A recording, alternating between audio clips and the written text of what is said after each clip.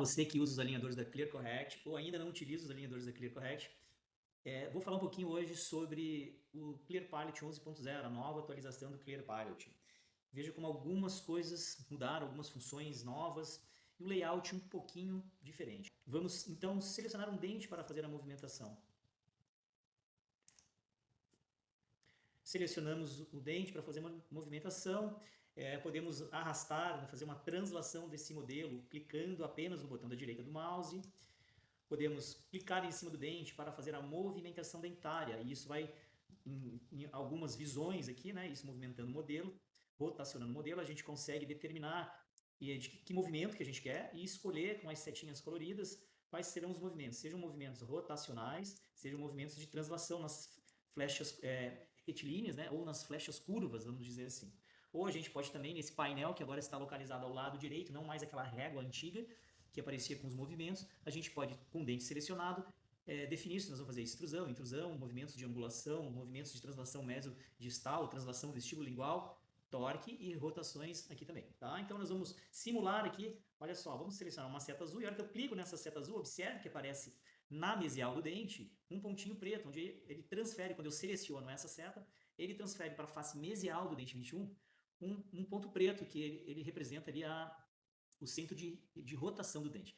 Certo? Então eu vou rotacionar. Então olha só que movimento legal, um movimento de dobradiça. Vamos excluir aqui um pouquinho a arcada inferior, né, para melhorar a visualização. Um movimento chamado Ringe Rotation, movimento de dobradiça. Selecionou distal out ou distal in, né, com centro de rotação na mesial, porque eu selecionei essa flecha. Veja bem, se eu selecionar a flecha do lado mesial, olha onde aparece o ponto preto, cliquei na flecha, o pontinho preto aparece na distal. Então eu mudo o centro de rotação do dente e eu faço agora a mesial out ou a mesial in, conforme o nosso planejamento, obviamente. E isso vale para todos os movimentos angulares. Vamos aqui, ó, a hora que eu clico num movimento angular, né, corrigir uma angulação do dente, cliquei na setinha verde, né, essa setinha verde aqui da borda incisal, pontinho preto, centro de rotação, apareceu na raiz do dente. Então eu faço uma rotação, né, com alteração de ponto de centro de rotação. Se eu clico aqui, o centro de rotação foi para a incisal, e eu tenho um movimento mais de raiz. Percebe como isso é interessante? E os movimentos de translação, eu clico na seta, né, já é mais difícil, eu posso fazer isso tudo, né, de uma única vez, né, ó. Então eu tenho os movimentos de torque também, né? Vamos selecionar aqui a seta laranja, ó, e eu posso fazer um movimento com centro de rotação lá na raiz. Vamos melhorar essa visualização aqui. Centro de rotação está lá na raiz, só aparentemente aqui no sistema a coroa que movimenta. E quando eu coloco esse dente, essa visão desse modelo, né, mais lateral, eu tenho a possibilidade de mudança desse centro de rotação no movimento de torque, agora o torque puramente radicular, né, onde o centro de rotação ele é transferido, a bolinha preta, na borda incisal do meu dente. Se eu clicar na setinha laranja, eu tenho um movimento de rotação pura, né? Então eu tenho movimentos, tanto movimento de raiz quanto movimento de coroa. Então isso vai do nosso objetivo de movimentação dentária, de que forma e onde eu quero o centro de rotação. A pergunta que eu faço, o sistema de alinhadores que você usa, se você não usa ClearCorrect, permite essa mudança de centro de rotação? Ou você fica sujeito a talvez um movimento único ou uma imposição do Planning Center para um centro de rotação coincidente com o centro de resistência do seu dente, que geralmente é o padrão que as empresas nos mandam. Tá certo? Isso é um movimento de ordem dentária. Eu também posso fazer movimentos lineares, né? Não angulares, mas clicando na setinha para mesial ou para distal. Obviamente que eu estou fazendo um movimento mais grosseiro aqui, né? Então, se eu puder também mudar essa visão, eu posso fazer esses movimentos em outros sentidos, certo? Agora vamos trabalhar então com as nossas distâncias IP, né? Que é o IPR ou a distribuição de espaços. Então, se por exemplo eu quero criar um diastema, né? Isso obviamente em tese eu seleciono o quadradinho, esse retângulo aqui em cima na proximal, que nesse caso está delimitando aí um ponto de contato, né? Não tenho espaço, nem tenho IPR programado, e eu posso criar aqui na distância IP a ação de IPR. Então, toda vez que eu vou clicar nesse dente, eu vou aumentar 0,1 milímetros o meu IPR. Mas também eu posso personalizar esse IPR. Eu posso ir automaticamente, eu quero, vamos supor, um IPR de 0,5 milímetros. Então, esse IPR aqui já vai estar majorado em 0,5 numa ação muito rápida. Não, mas vamos supor que eu achei que 0,5 aqui nessa região de linha média entre os incisivos, eu não quero prejudicar a estética do meu incisivo, é muito para essa região. Claro que eu posso fazer isso em qualquer região da minha arcada.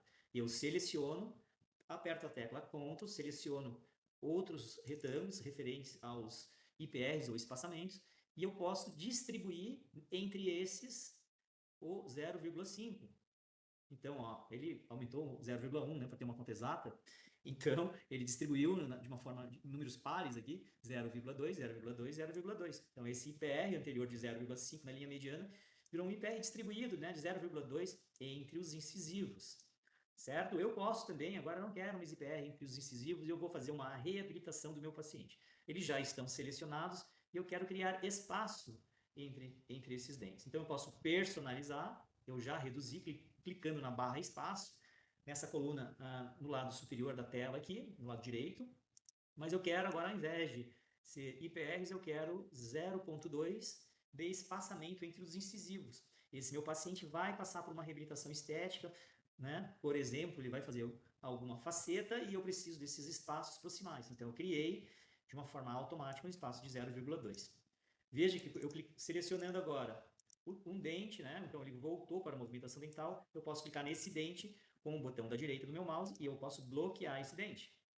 Né? E com isso eu posso, talvez, se eu fechar esse diastema aqui, eu alterar o posicionamento, vamos estabelecer o contato, o lateral não vai mexer, os outros dentes se movimentaram. Eu alterei todo o posicionamento para o lado direito do meu paciente. Né? Tá? Obviamente, estou simulando, né, ações hipotéticas para esse caso. Veja como é interessante também agora eu mexer nos meus attachments, nos meus engagers. Eu seleciono o meu engager e eu posso mudá-lo de posição, já está aqui, né? Abra os recursos aqui, attachments ou engager, eu posso fazer um movimento angular nele diretamente, não mais clicando naquele botão que demorava muito, confesso. Escolher tanto o tamanho, como a posição lingual ou vestibular, ou posso aumentar a profundidade ou diminuir a profundidade do meu alinhador, do meu engagers, né? Então, eu tenho aqui uma espessura de 1 milímetro, eu passo para uma espessura de 1,2 milímetros. Eu adorei esse engager, eu posso clicar nele com o botão da direita e copiar. Eu vou colocar, vamos transferir aqui para o meu incisivo. Cliquei, vim no incisivo, selecionei o incisivo e eu colo agora, né, botão da direita, eu colo o meu engager. Olha só que coisa legal, né? Então, eu posso copiar o meu attachment ou engager, transferi-lo de posição. Posso fazer tipo um Ctrl+C, Ctrl+V. E eu venho aqui e eu ajusto esse dente. Tá? Isso é uma das ferramentas que a gente tem agora de possibilidade no novo ClearPilot 11.0. Eu posso também clicar nele aqui, ó, eu copio e colo em algum outro lugar, ou eu posso, não quero mais saber, selecionei, vou na lixeirinha e tirei. Vamos colocar, talvez, então, nesse dente, um recorte para botão, né? Coloquei um recorte para botão, e da mesma forma que eu coloquei esse recorte para botão, vamos simular que esse paciente tem uma característica classe 3, eu vou pretender com esse paciente usar um elástico classe 3. Copiei o meu botão no dente 26, cliquei no botão do lado, copiei, levo para a posição que eu quero e botão da direita, colo, ajusto a posição. Lembrando que nunca é muito interessante a gente deixar esse botão muito próximo da cervical para não ter interferência, a gente tem uma sobrinha para que o recorte do alinhador durante a fabricação esteja mais uma posição mais oclusal e eu tenho uma liberdade e evitar trauma do alinhador com o botão. Né? Isso é uma boa lembrança. Se nós deixarmos esses botões muito próximos da cervical, a gente vai ter uma margem muito estreita, né? Pode acontecer aí de ter um trauma do alinhador com o botão e a gente ter um incidente aí e acabar caindo o alinhador. O botão, perdão. Outra função que veio para essa barra lateral também, não falando mais de recursos ou movimentos de dentes ou de espaços, né, IPRs ou espaçamento, a função inclinar. A função inclinar ela serve para que a gente possa alterar, conforme a nossa teleradiografia ou a foto do nosso paciente, o plano oclusal do paciente. Então eu posso inclinar, né, deixar uma posição mais vertical, uma posição mais horizontal. Eu posso, numa vista frontal, eu posso chanfrar. Então, aquele paciente que sorri tem um plano, né, oclusal inclinado, eu já parto. Né, então, é importante, antes de iniciar qualquer processo de planejamento, de alteração de posição dental, que a gente confira isso, né, isso não fuja do nosso planejamento. Eu posso também rotacionar todo esse conjunto. Lembrando que na posição inclinar é o conjunto maxila e mandíbula, penso que nós estamos trabalhando aqui com plano oclusal, e vai sofrer essa alteração quando nós mexemos aqui. A função bite jump, né, para aqueles casos onde a gente faz principalmente alterações verticais posteriores, eu posso planejar, não deixar isso muito, talvez, na mão do Planning Center, mas eu posso planejar uma movimentação anteroposterior da minha mandíbula, por exemplo, uma rotação horária ou uma rotação anti-horário, tá? Tanto para cima quanto para baixo, né? Aquele jumping, famoso jumping mandibular, jumping anteroposterior ou um jumping vertical. Paciente que tem algum desvio, eu posso fazer também isso, né? Obviamente, dentro do diagnóstico, eu posso fazer um shift jump, né? Um jumping que me permita essa mandíbula ir para um lado ou para o outro, ou girar para um lado ou girar para o outro. E principalmente nos casos cirúrgicos, né, onde isso se torna evidente dentro do planejamento ortocirúrgico com o nosso cirurgião que participa aí do nosso planejamento. Toda vez que eu altero essa numeração que vem na primeira remessa, eu faço aparecer na tela um botão Byte Jump, que vai nos mostrar qual vai ser o deslocamento jump mandibular, e aqui é só a mandíbula que mexe, diferente do inclinar, da função inclinar, e vai deixando ele acionado, vai mostrar a nossa alteração. E continua com essa barra na tela vertical, né, no lado esquerdo de quem olha para a tela, algumas são as barras de ferramentas, né, estão personalizadas conforme as minhas preferências, desde a edição do dentista, a tabela de movimentos, o último. Umas que eu uso muito e outras que eu não uso com tanta frequência assim, mas são inúmeros recursos, né, desde alinhadores passivos, aparência do tecido gengival, o que a gente vê lá embaixo na linha, né, na régua dos stages, né, dos estágios, né, dos steps, o que aparece nos IPRs ou espaços, na distância IP, então eu posso tirar isso para não confundir, mas grades para a gente poder observar simetrias e posicionamento dos dentes. São tudo recursos que vão trazer para a nossa prática ortodôntica, vão reduzir, vão nos tornar mais proativos dentro dessas ferramentas aqui do novo Clear Pilot. A gente pode verificar o contato oclusal, e contato oclusal a gente pode verificar os contatos finais, ou a gente pode também olhar desde o início, né, os contatos oclusais. A gente pode ver a função linha de corte, onde eu clico aqui na minha barra de preferências, e já está escolhido nas minhas preferências que eu gosto de utilizar os alinhadores. Um dos motivos da minha opção pela Clear Correct, né, dentre tantas outras, eu gosto, né, eu prefiro, por razões biomecânicas, a margem do meu alinhador cortada reta e estendida. É o trimline do nosso alinhador. Isso me favorece um maior abraçamento de todo o alinhador em toda a coroa dentária.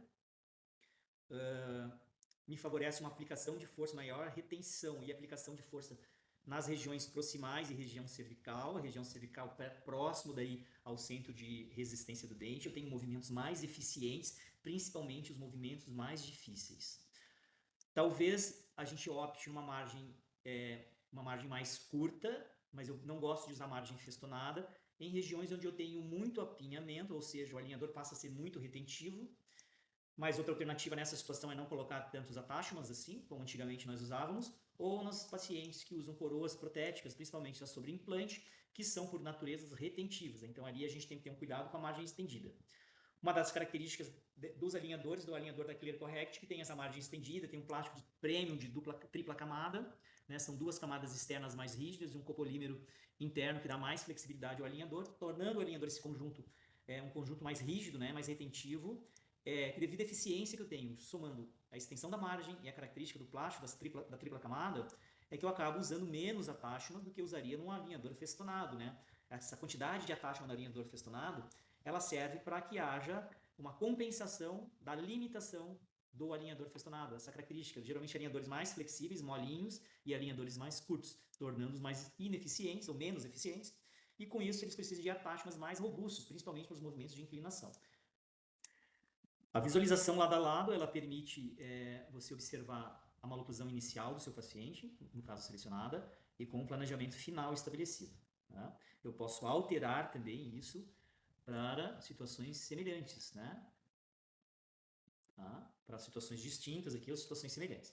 Visão geral do tratamento ela é indispensável, porque ela vai me mostrar no quadro acima quais dentes, que daí ficam coloridos, estão se movimentando por step. Aqui a gente vai coordenar o nosso estagiamento, seja o macro estagiamento, seja o micro estagiamento. Assuntos de aula, mas aqui a gente consegue, observando e passando cada step, quais dentes estão se movimentando, né, a cada momento. E a gente consegue controlar ou dividir melhor toda a movimentação. Indispensável para a nossa rotina também é a tabela de movimento, que no caso da ClearCorrect, ela pode ser por etapa, por step, eu vejo quais dentes estão se movimentando, também serve para controlar o meu estágio, meu estadiamento. Ou eu posso usar a função acumulativa e, de forma acumulativa, ver o quanto de cada dente está planejada a movimentação linear e angular no final do meu tratamento, tanto para a arcada superior quanto para a arcada inferior. E essas são as principais alterações que eu vejo hoje no ClearPart, que nos dá condição de executar um tratamento adequado para o nosso paciente e entregar de uma forma muito eficiente a nossa proposta ortodôntica.